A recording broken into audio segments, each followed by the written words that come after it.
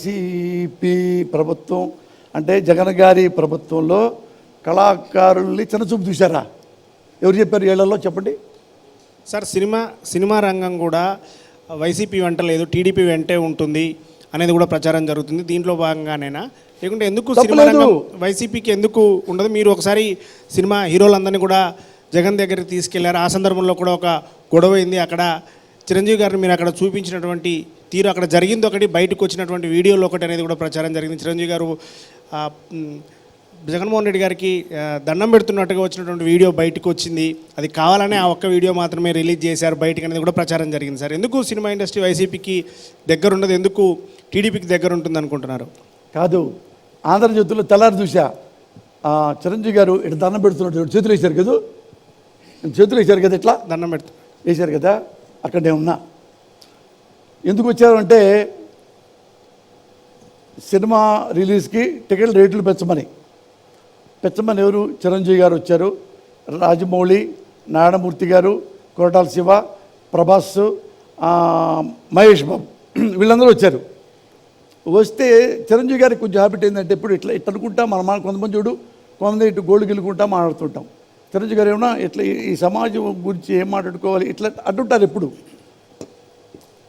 అక్కడ చిరంజీవి గారిని అవమానించారని కదా. నేను నిజంగా జగన్ గారి కార్యకర్తను కదా, నేను ఒక జర్నలిస్ట్ మీరు పక్కన్నా కానీ చిరంజీవి గారే జగన్మోహన్ రెడ్డి గారిని అవమానించి బయటికెళ్ళాడు. చెప్పమంటారు ఏంటో? పవన్ కళ్యాణ్ చెప్పేది అదే, మా అన్నయ్యని అవమానించారు చెప్తున్నా. అంటే రమేష్ అన్న, నేను అథెంటికేట్గా ఎప్పుడు చెప్తాను, సాక్ష్యం లేకుండా ఉన్న గాల్లో తొయ్యను. అందరూ వచ్చారు, అందరూ ఒకళ్ళొకళ్ళకు మాట్లాడుతున్నారు.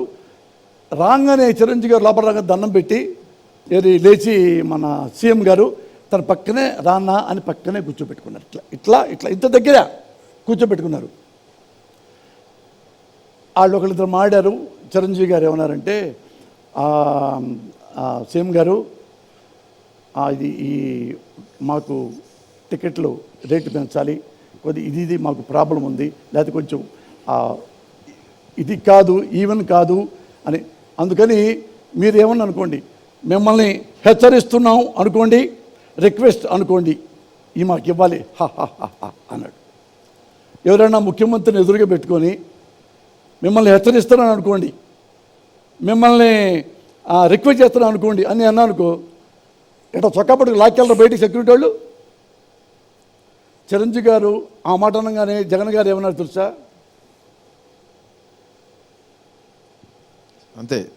ఇంతే, తల్లి సాక్షి అన్నా.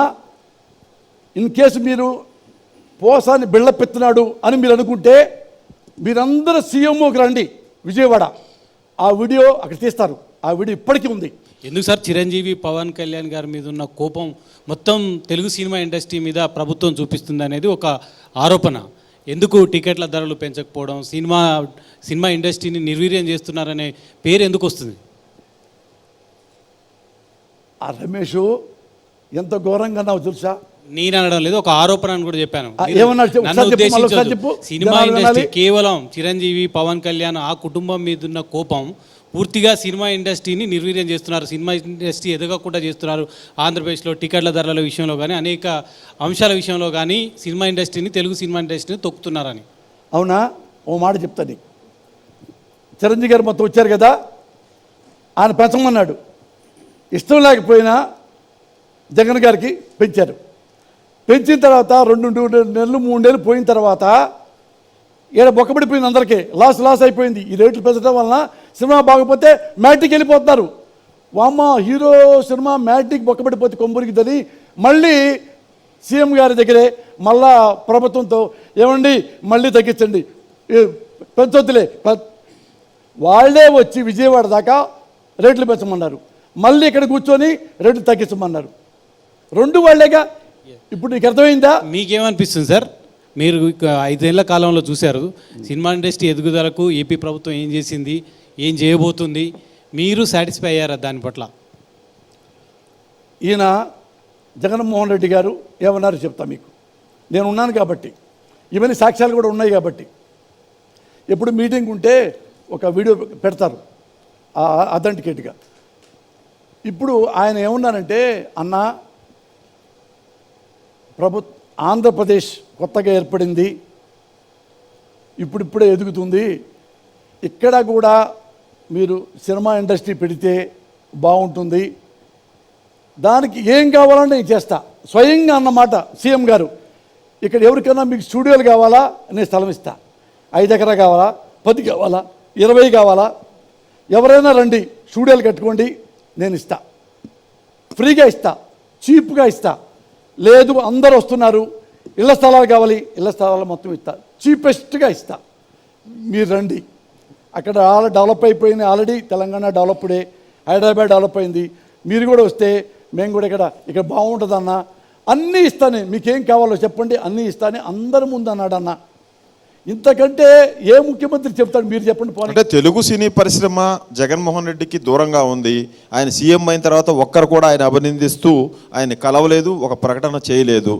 దాన్ని దృష్టిలో పెట్టుకొని ఈ హీరోలందరినీ కూడా జగన్ తన దగ్గరకు రప్పించుకున్నాడా అని బయట ప్రచారం ఉంది, అది మీకు కూడా తెలుసు. దానికి దీనికి సంబంధం ఉందా అన్న? చీఫ్ మినిస్టర్ ఎక్కడ? మేము రంగులు వేసుకుని వేషాలు వేసుకునేవాళ్ళం ఎక్కడ? ఇందాక మీరు అన్నారు కదా రంగులు వేసుకుని వేషాలని అన్నట్టుగా. ఇప్పుడు మేము కాదన్నా, వీళ్ళు వచ్చారు, ఆయనకేంటి లాభం మీరు చెప్పండి? ఇంటికి వచ్చారు, హలో సీఎం గారు హ్యాపీ బర్త్డే అని బిర్యానీ తిని వెళ్ళిపోయారు అనుకో, ఆయనకు వచ్చిన లాభం ఏంటి? ఆయనకు వచ్చి సంతోషం ఏంటి? ఆ గంట 2 గంటల వేస్ట్ ప్రజల కోసం కేటాయించుకుంటాడు కదా 2 గంటలు కూడా. వాళ్ళు ఈయన ముఖ్యమంత్రి అయిన తర్వాత జగన్మోహన్ రెడ్డి గారు ఎంతమంది ఏడకొచ్చి అభినందించారు? ఒక యాప్ పే చేసి తెలుగు సినిమా పరిశ్రమ నువ్వు రావక్కర్లా, ఇచ్చారా? ఇవ్వలా, అసలు రాలేదు, తప్పేంటి? మేము దాన్ని ఒప్పనుకోట్లా. వారు రాకపోతే ఎందుకు రాలేదు అని నేనే అనుకోలా. ఇప్పుడు సీఎం చిరంజీవి గారు వచ్చారు, చిరంజీవి గారు అభినందించడానికి వచ్చారు, ఈయన లేచి బయటికి వెళ్ళి నుంచోని సీఎం గారు చిరంజీవి గారు వస్తే అన్న నమస్తే దగ్గరుండి సెలవు చెప్పిన చూడారు అప్పుడు కూడా. మరి ఆయన ఆడ కూర్చొని వెయిటింగ్ లేదు, చిరంజీవి గారు వస్తున్నారని తెలిసి 3 రూములు దాటి బయట నుంచొని 2 నిమిషాలు వెయిట్ చేశాడు. ఆయన తిరుగుకుంటూ వస్తే అది చేసుకొని వచ్చే. మీరు అలా అంటున్నారు, వాళ్ళేమో గేటు బయట దగ్గర కార్లు ఆపించి నడిపించారు అంటున్నారు. అంటే కార్లు కూడా సీఎం గారి బెడ్రూమ్లోకి రావాలి, అంతేగా? ఆయన ఆ రూమ్లోకి రావాలి. మీరు కారు దగ్గర ఎప్పుడు ఆ కారు తన్నుకొని వచ్చి ఇది సీఎం గారి రూమ్ అనుకోండి, రూము దగ్గరే గేటు దగ్గరే కారు దిగుతారు. అసూర్యం పశ్య దిగలేరు కార్లు. ఏమండి గుడికి వెళ్తారు, ఎక్కడో కారు ఆపి దండం పెట్టుకుని నడుచుకుంటూ వెళ్తారుగా. ఇక్కడ సీఎం గారు ఆఫీసు, సీఎం గారు అంటే ఒక ఫార్మాలిటీస్ ఉంటాయి, ఒక కట్టుబాట్లు ఉంటాయి, ఇది ఉంటుంది, భద్రత ఉంటుంది. ఫార్మాలిటీ కోసమే, even though you are very good person, Mahatma Gandhi రాగాక వచ్చినా కానీ థ్యాంక్ యూ సార్ వెళ్ళిపోండి సార్, అది కూడా ఇగోనా?